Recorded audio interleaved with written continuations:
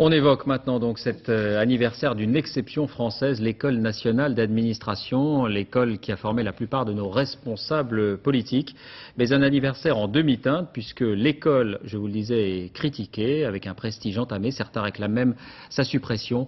Dossier de cette édition signé Pauline Revenat, Dominique Chimbakala. Regarder les photos de classe de l'ENA, c'est voyager dans les allées du pouvoir. Parmi les anciens élèves, l'un est aujourd'hui à l'Élysée, l'autre à Matignon. Sur la même photo avec Dominique de Villepin en 78, on reconnaît l'actuel chef de l'opposition et sa compagne. Quelques années plus tôt, on découvre d'autres présidentiables du PS. Martine Aubry, fille de haut fonctionnaire. La 4e République possède maintenant son école d'administration qui fournira Pour le général de Gaulle, qui la fonde en 1945, l'école nationale d'administration doit former les élites dirigeantes dont l'État a besoin après la guerre. Mission accomplie, en 60 ans, 2 présidents de la République, 6 premiers ministres et de très nombreux ministres. L'un d'eux, Jean-François Copé, a publié un livre intitulé « Ce que je n'ai pas appris à l'ENA ». On apprend beaucoup de choses à l'École nationale d'administration, qu'on nous demande de savoir beaucoup de choses, mais qu'il y a une chose qu'on ne nous apprend pas toujours, c'est à prendre des risques, à savoir prendre des risques. Un risque, l'ENA pense en avoir pris un en s'installant à Strasbourg dans les années 90.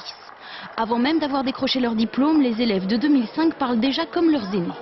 Je crois qu'il y a un véritable attrait pour le service public, pour le service de l'intérêt général.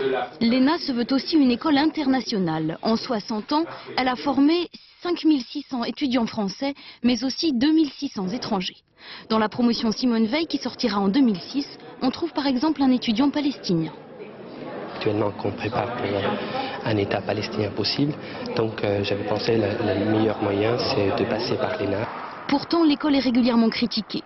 Aujourd'hui, un élu socialiste non énarque propose carrément sa suppression.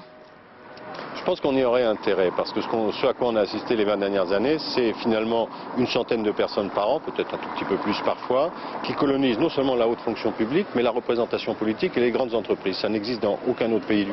L'ENA toute puissante, certains pensent au contraire qu'elle est en déclin, inadaptée au monde du privé. Les entreprises s'en plaignent depuis des années et qu'elles recrutent de moins en moins d'énarques. Elles recrutent des inspecteurs des finances dans tel ou tel cas, et encore moins qu'avant, mais le prestige de l'ENA a vécu.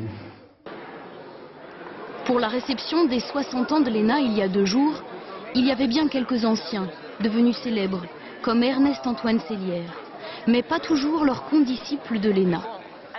L'ancien patron du MEDEF n'a croisé ce jour-là ni Lionel Jospin, ni Jean-Pierre Chevènement. L'environnement avec